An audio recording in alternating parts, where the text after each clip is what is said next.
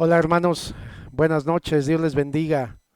Una grande bendición de que podamos estar ya en este viernes aquí para ser ministrados con la palabra del Señor. Damos gracias a Dios, hermanos, porque Dios es bueno, porque Él siempre tiene muchas formas de darnos palabra. Somos todos instrumentos en sus manos solamente. Entonces, en este día, ¿verdad? Pues queremos saludarle a cada uno de ustedes, mis hermanos que ya están ahí tan fielmente, ¿verdad? Siempre conectados, al pendiente de lo que el Señor pues quiere, ¿verdad? Darnos como ese alimento al alma, ese alimento espiritual. Y bueno, hermanos, como lo habíamos comentado y lo habíamos dicho y prometido, también hoy tenemos un invitado especial. Doy gracias a Dios porque hoy va a poder compartirnos la palabra Eric García Luna. Él es un varón de Dios, es pues un hombre de Dios que yo he conocido. Le voy a decir que no por muchos años, pero en lo que lo he conocido, he visto su corazón, he visto su deseo de ser una persona íntegra, de servir a Dios, y siempre le he conocido como un varón muy esforzado, que no le limita la economía, no le limita las distancias. Un hombre de Dios generoso, conozco a su esposa, a sus hijos, una familia de bendición. Entonces hoy Eric, pues él nos va a compartir la palabra del Señor. Entonces, hermanos, yo quiero que usted abra su corazón, abra su vida para lo que el Señor quiere compartirle. En la forma diferente en que cada uno de nosotros exponemos la palabra está la diversidad y la riqueza. Entonces ustedes van a ver también, ¿verdad?, la manera en que Eric comparte la palabra, muy a su forma, a su estilo, pero sobre todo con el corazón puesto en lo que dice, en lo que hace, ¿verdad? Entonces, pues hermanos, vamos en este momento a dar paso a la palabra que nos va a compartir Eric en este día. Hola, ¿qué tal? Buenas noches. Soy Eric García Luna y agradezco nuevamente al hermano Gabriel Gallardo, mi maestro de seminario, hermano en Cristo y mentor. Hermano, agradezco y aprecio y valoro mucho esta invitación. Están ustedes estudiando, hermanos, las parábolas de la Biblia y toca en esta ocasión que reflexionemos sobre Mateo 21 del 33 al 46. Y antes de iniciar me gustaría solo retomar la función de la parábola. No es una definición como tal, sino la función. La parábola son sombras perfiladas, algo difusas, de escenas cotidianas bien conocidas para los oyentes que se relacionan con realidades espirituales. Es decir, son ilustraciones de enseñanzas celestiales. Antes de dar inicio a la lectura de la palabra de Dios, les voy a pedir que inclinemos nuestro rostro y oremos ahí en su lugar, hermano, que Dios les bendiga nuevamente. Gracias. Padre, en esta hora venimos delante de ti rogando que tu Espíritu Santo nos ilumine en el estudio de tu palabra. Padre, y que seamos transformados por ella. Necesitamos que tu Espíritu Santo grave esta palabra en nuestras mentes, en nuestros corazones, pero produzca una transformación de vida. Bendice a cada hermano que escucha esta enseñanza y toda honra y toda gloria solamente te pertenecen a ti. Gracias por este tiempo que nos concedes.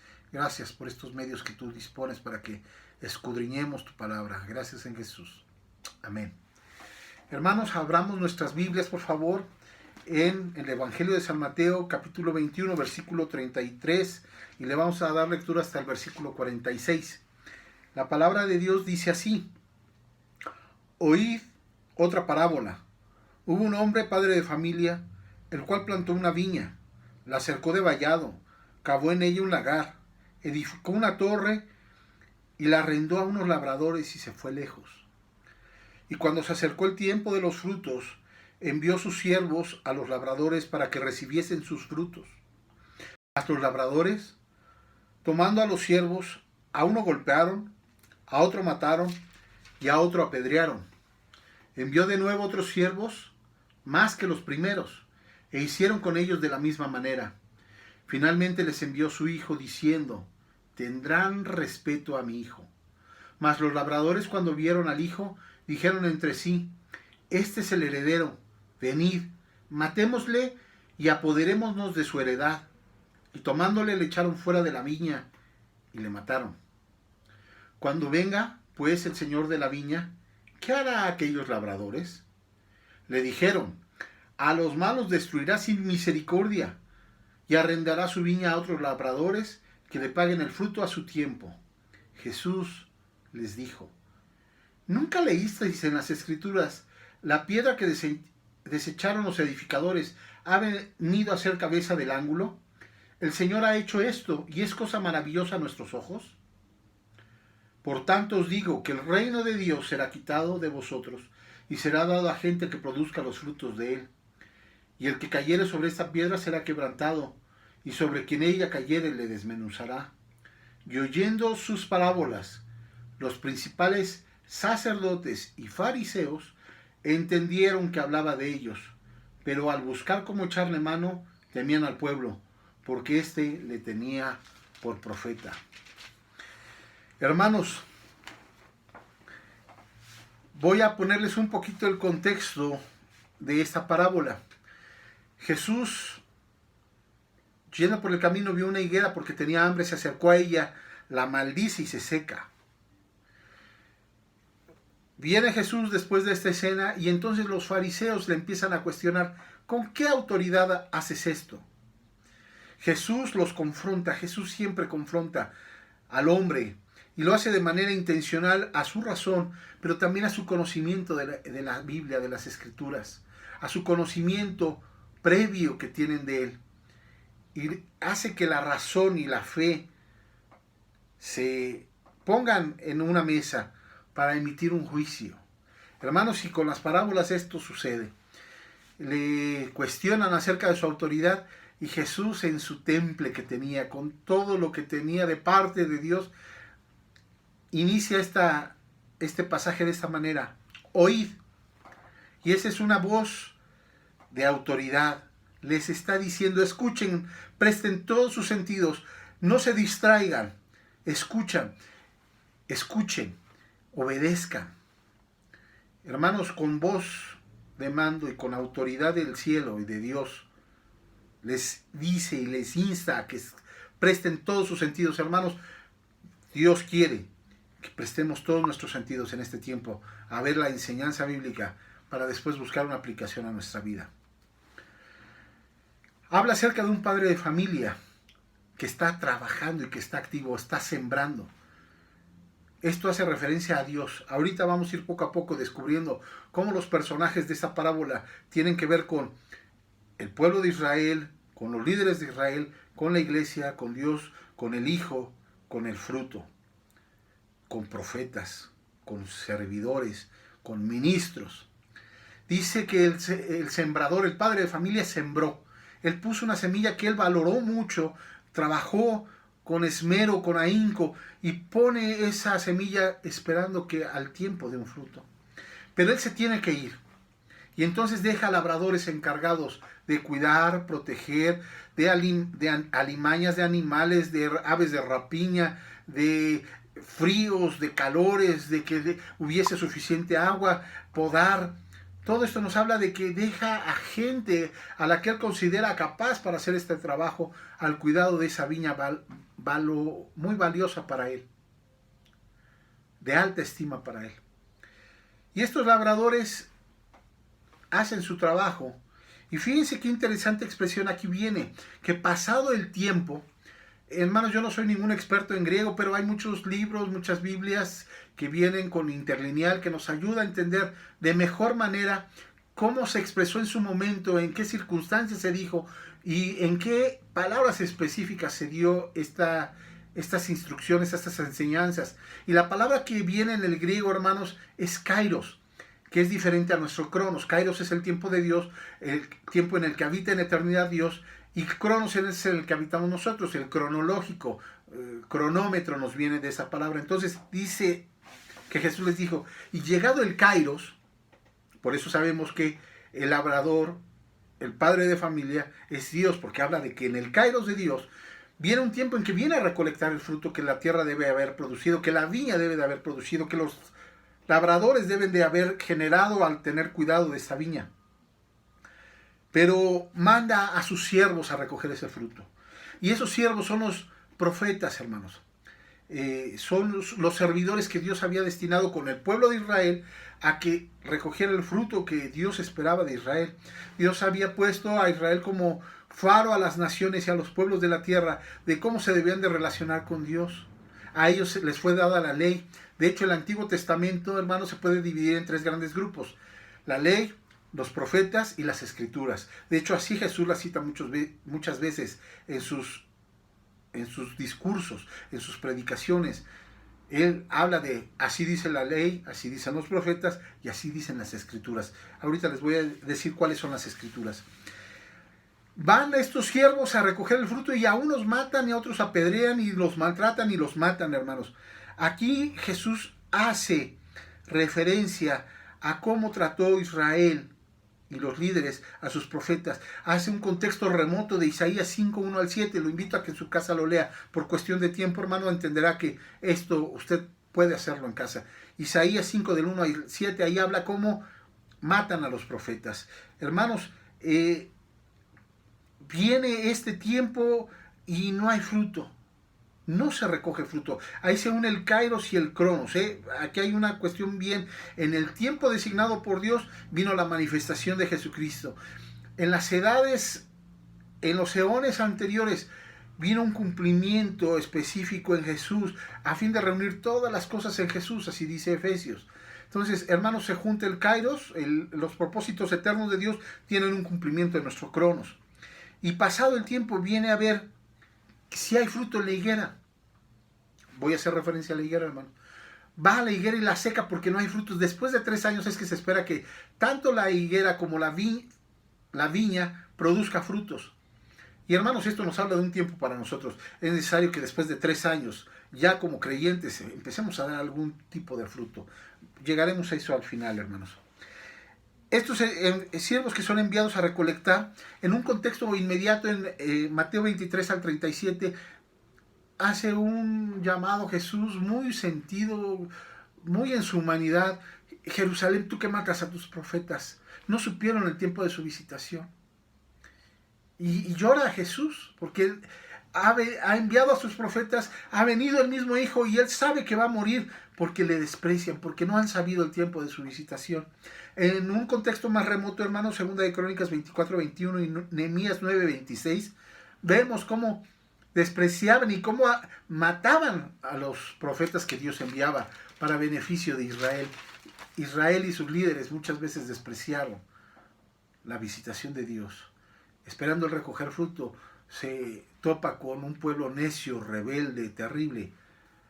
Hermanos, y muchas veces somos nosotros como ellos. Tengamos cuidado. Muchas veces no entendemos el tiempo de la visitación que Dios está teniendo para nosotros y nos descuidamos en muchas cosas. Seamos espirituales para discernir los tiempos que estamos viviendo y el resultado que Dios está esperando de nosotros. Hermanos, llegamos al punto que se generan 2 resultados después de haber explicado de haber expuesto esta parábola. Y viene Jesús con una pregunta hacia los líderes religiosos y les dice: ¿qué creen que hará el Señor de la viña cuando Él regrese? Cuando ya vio que mataron a sus siervos, vio que mataron a su hijo, Él va a regresar un día. ¿Qué creen que va a hacer? Y ellos prontamente, rápidamente, como si fuera un concurso en el que van a ganar un gran premio, ellos dicen: pues el Señor va a ser severo en castigar a esos malvados labradores y les va a quitar y se los va a dar a labradores que sí sean cuidadosos para que le den su renta, su arrendamiento en tiempo, que le den el fruto de la viña en tiempo y forma, no como aquellos que no lo hicieron. Les pasó como David, hermanos, emitieron un juicio contra sí mismos. David, cuando es confrontado a través de una ilustración de su situación que tomó de Betsabé, que mató al hombre que no debía de tomar a aquella mujer, porque esa Betsabé era una mujer casada, y él manda a matarlo, lo manda a poner en el frente de la batalla en donde estaba el rigor, y luego pide por carta que lo abandonen, Urías Eteo. Y cuando es confrontado por el profeta, él se da cuenta que dijo, ese que se llevó a la corderita del otro hombre que tenía muchas, del que no tenía más que una y a la cual amaba, debe de morir, y dice, el tal eres tú. Y así les pasa a estos fariseos. Prontamente emiten juicio y no saben que están declarando una sentencia contra ellos. Dios iba a quitar ese privilegio que tenía de Israel de ser luz a las naciones para pasárselo a un pueblo de gentiles que somos tú y yo, que hoy somos la iglesia. Hermanos, Dios nos ha puesto por luz y sal para alumbrar en medio de una generación perversa y dar esperanza a gente que no tiene ninguna esperanza. Pero cuidado, hermanos, que no caigamos como aquellos en descuidar ese privilegio que Dios tiene para nosotros por caer en cuestiones que no convienen. Dios se lo quitó. Jesús cita las Escrituras en el Salmo 118, 22, y Jesús cita a los profetas en Isaías 28, 16, hablando de la piedra angular, la piedra que desecharon los edificadores.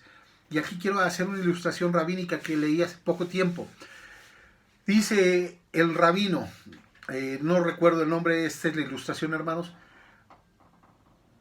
Si la piedra cae sobre la vasija, ay de la vasija. Pero si la vasija cae encima de la piedra, ay de la vasija.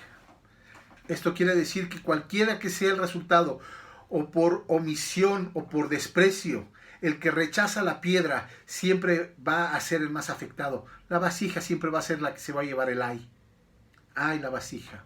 Porque la realidad es que la vasija es frágil y es quebradiza, y la piedra es firme y poderosa. Ay de la vasija que desprecia o que ignora el mensaje de salvación que hay en Jesucristo. Ay de la vasija. Cristo permanece firme. Jesús confronta la razón y la conciencia de su audiencia, de los que lo escuchaban, con las realidades espirituales. El segundo resultado es este, hermanos, que los líderes religiosos entendieron perfectamente bien que todas estas enseñanzas, la del hijo que no quería obedecer, la de la higuera, y esta hablaba de ellos. Muchas veces nos hemos preguntado, o al menos yo me preguntaba, ¿será que acaso los líderes, los judíos de aquel entonces, se perdieron a Jesús porque no comprendieron la enseñanza? No porque no quisieran, sino porque no tenían los elementos necesarios para poder comprender semejante mensaje. Hermanos, la respuesta es rotunda. No.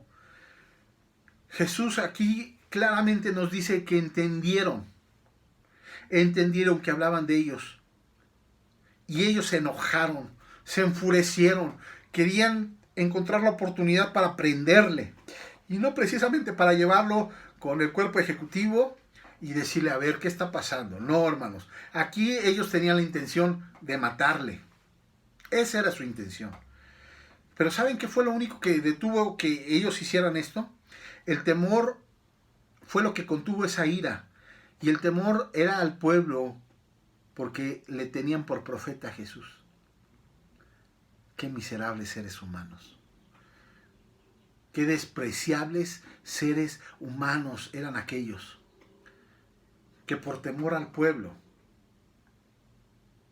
no se mantenían firmes en lo que según ellos eran sus convicciones. Ellos entendían que estaban mal, pero ellos amaron más su posición y su situación, tal como lo hizo el rey Saúl.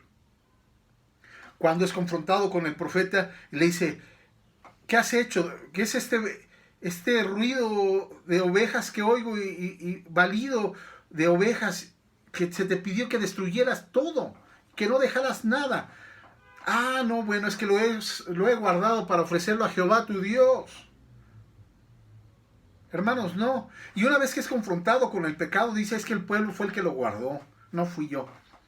Una vez que Dios le dice, a través del profeta, eres desechado, le dice, bueno, está bien, solo te pido que me honres delante del pueblo, que el pueblo no se entere que ya he sido desechado por parte de Dios. No me interesa lo que Dios opine de mí, lo que me interesa es que el pueblo no se entere.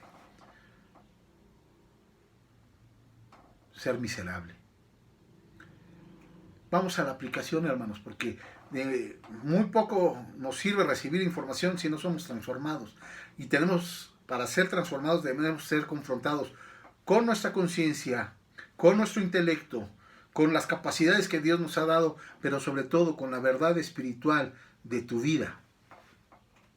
No podemos ser como los judíos que perdieron de vista que tenían la función de enseñar a los pueblos de la tierra a buscar a Dios y a reconciliarse con Él por sus absurdas tradiciones y legalismos.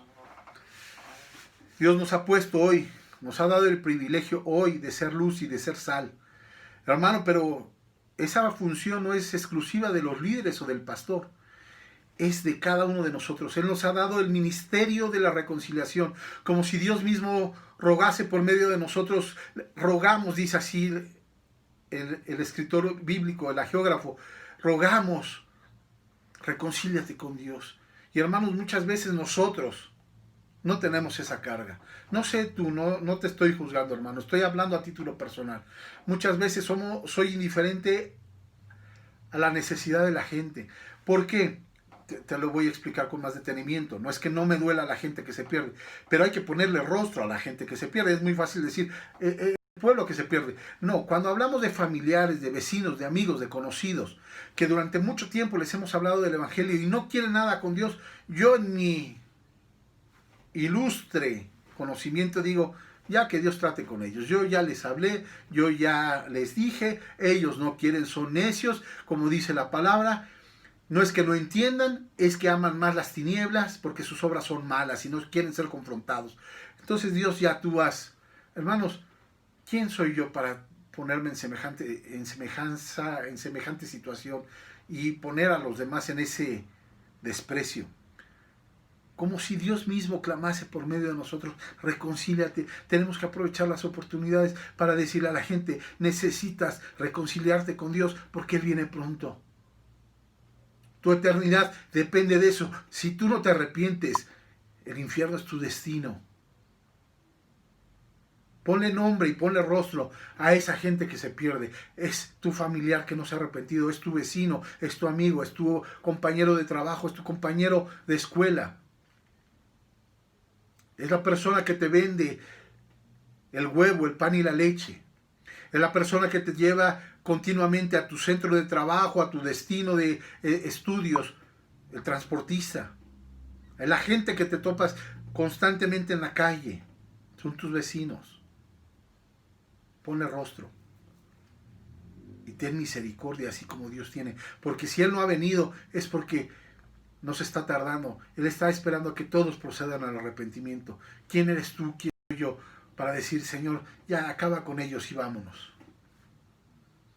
No caigamos en el legalismo, ni en las tradiciones como lo hicieron los fariseos, que por cuidar las formas dejaron de ser luz y dejaron de ser sal. Y segundo punto, hermano, segunda aplicación para nosotros. Dios buscará recibir el fruto en cada uno de nosotros. Debemos ser responsables. Muchas veces queremos pasarle la bolita. No, pues el pastor, la pastora, los líderes, el cuerpo ejecutivo, los diáconos, las diaconisas, los maestros de escuela dominical, el responsable de evangelismo, que ellos hagan. No, hermano, la salvación es personal. Y Él dijo que de nosotros hizo un pueblo de reyes y sacerdotes. Eso sí nos gusta. Soy hijo del rey, gloria a Dios. Soy sacerdote del Dios Todopoderoso. Sí, pero esto conlleva responsabilidad. Es tu responsabilidad y es mi responsabilidad y de nadie más dar frutos. Un día Cristo va a volver. Así dice un canto. Un día Cristo volverá. Promesa fiel, faltar jamás. Como se fue, así también vendrá. ¿Y qué crees? Él espera que demos fruto. Él está esperando fruto de ti, está esperando fruto de mí. ¿Qué estás haciendo en esta pandemia, en este tiempo de encierro? Tú puedes bueno, yo no, yo tengo que salir, yo sí, pero más allá de buscar nuestro sustento diario, de ver que las rentas, de ver que los negocios, de ver que el trabajo camine, hermano, espiritualmente un día vamos a tener que rendir cuentas ante nuestro Padre Celestial, porque tú estás puesto para hacer luz en medio de una generación perversa. ¿Cuál es tu fruto? Y no me estoy refiriendo exclusivamente a los dones espirituales, hermanos, porque muchas veces pensamos en el fruto, de cuántos se han convertido a causa de mi predicación, o cuántos estoy ministrando, o cuántos estoy enseñando. Eso es parte, hermano, pero una parte más clarita es que el fruto del Espíritu se manifiesta en tu vida y en mi vida. Y tú te lo sabes. Mas el fruto del Espíritu es amor, gozo, paz, paciencia, benignidad, bondad, fe, templanza, mansedumbre. Ante tales cosas no hay ley. ¿Estás manifestando el fruto? Un día Cristo va a volver. Y Él espera recoger, cegar y tener el fruto que Él espera. Hermano, tú puedes decir, soy muy nuevito, apenas tengo 3 años. Cuidado, no te vaya a pasar como la higuera. Hermano, soy muy nuevo, apenas tengo 25 años en el Evangelio, no he cursado ningún seminario teológico. No, eso no es para mí, no, hermano, esto es para cada uno de nosotros. Tú eres luz y tú eres sal, y es la responsabilidad que tenemos de llevar mucho fruto, no para tu honra y para tu gloria, sino para la honra y gloria del Dios Todopoderoso que envió a su Hijo Jesucristo a morir por nosotros, para que se llevemos mucho fruto. Ahora, amigo, si tú no eres nacido de nuevo, si tú no has tenido la experiencia de salvación, te invito a este es un buen momento. Cristo se entregó por ti y por mí. Tú no puedes decir que nadie te ha amado, que nadie te comprende. Cristo te amó desde la eternidad, desde su kairos, Él ya te había visto. Dice la Biblia que cuando estaba en la cruz, vio el fruto de su sacrificio y quedó satisfecho. Y ese fruto eres tú. Él murió por ti. Dice la Biblia, porque la paga del pecado es muerte, mas la dádiva de Dios, en Cristo Jesús, es vida eterna. Él no quiere que te vayas al infierno, Él no quiere que mueras, Él no quiere que seas un miserable en esta vida, Él te quiere bendecir y quiere que tengas una vida en abundancia. Pero para eso necesitas 2 cosas: reconocer que eres pecador y arrepentirte. Reconocer que has faltado a la ley de Dios, que has faltado a los profetas, que has ofendido a Dios, que has ofendido a las Escrituras, pero tienes una buena noticia de esperanza. Cristo no ha vuelto y hoy Cristo te espera con brazos abiertos. Su sacrificio es vigente para ti. Arrepiéntete.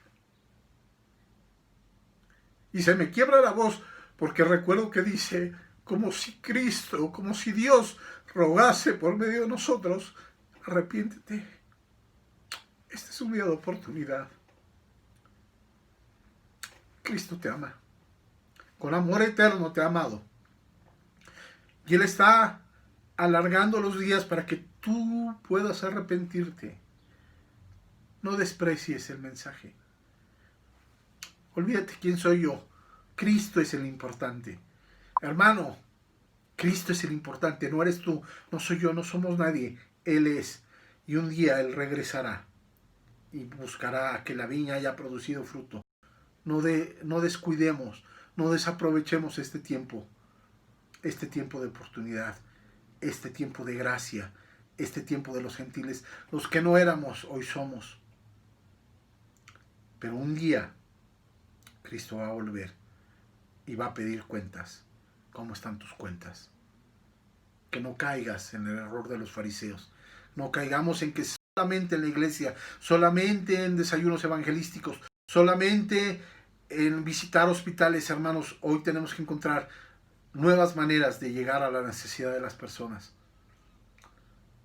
Que Dios les bendiga. Hermano Gabriel, agradezco este tiempo, que Dios siga prosperando su ministerio para honra y gloria de Dios. Y hermano, amigo, que nos escuchas, este es el día de oportunidad para tu vida. No pierdas este tiempo, no pierdas esta oportunidad. Este es el tiempo de la visitación de Dios para tu vida. Que Dios te bendiga rica y ampliamente. Es mi petición para ustedes. Saludos. Pues damos gracias a Dios, hermanos, por esta palabra que hemos recibido. Yo le invito, ¿verdad?, que reflexionemos, que hagamos caso a la palabra. Dios es un Dios de oportunidades y cuando tenemos vida es la oportunidad que Dios nos está dando. Utilizaba una palabra interesante, Eric, cuando decía Dios está alargando, ¿verdad? Alargando los tiempos, alargando. ¿Cuál es la idea? Que el corazón de Dios es que nadie se pierda, sino que todos procedan al arrepentimiento. Este viernes no es un viernes más, es un viernes impregnado de la gracia de Dios para todo aquel que quiera recibir la salvación en Cristo Jesús, confesando sus pecados, arrepintiéndose delante de Dios y pidiendo la ayuda para vivir conforme al propósito de Dios. Así es de que pues gracias a Dios, hermanos, por esta palabra, ¿verdad? A usted que ha visto esta palabra, esta prédica, amigo que nos estás viendo también. Esperamos que puedas hoy en Cristo Jesús recibir la salvación.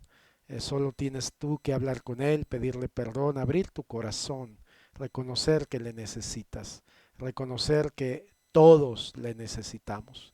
En esta noche, pues muchas gracias por esta hermosa palabra. Muy bien, hermanos, pues queremos, ¿verdad? Bueno, gracias, Eric. Dios te bendiga. Muchas gracias por esta palabra que has traído a nuestra vida y ha sido de bendición. Bendiciones también para toda tu hermosa familia. Y también, bueno, hermanos, pues queremos recordarles que el día de mañana, recuerde que los jóvenes tienen su reunión a las 7 de la noche. Jóvenes, su reunión por Zoom a las 7 de la noche. Las damas por igual a las 8 de la noche del día de mañana tienen una reunión. Así es de que, hermanos, y pues bueno, ya sabe, el domingo, 9 de la mañana Izcali, 1 de la tarde en Tlane. Así es de que, pues, hermanos, seguimos orando por las necesidades, seguimos pidiendo a Dios que Él siga teniendo misericordia de nuestra nación, que Él haga una obra, que haga un milagro en medio de todo esto. Sabemos que las situaciones parecen escaparse de nuestras manos, pero nunca de las de Dios. Dios tiene todo en control, Él sabe todo lo que va a ocurrir y solo nosotros debemos ir a refugiarnos en Él, pero sigamos orando los unos por los otros, sigamos clamando los unos por los otros, no solo por nuestra nación, sino por el mundo entero y toda esta situación. Así es de que, amados hermanos, pues una bendición haber estado en este día. Próxima semana, con la ayuda del Señor, nos estaremos viendo miércoles y viernes, si Dios no viene pronto, ¿verdad? Y si el Señor nos presta la vida. Así es de que Dios les bendiga, les amamos. La familia Gallardo Pastoral, les mandamos un abrazo de todo corazón y nuestras oraciones a su favor. Dios les bendiga a todos.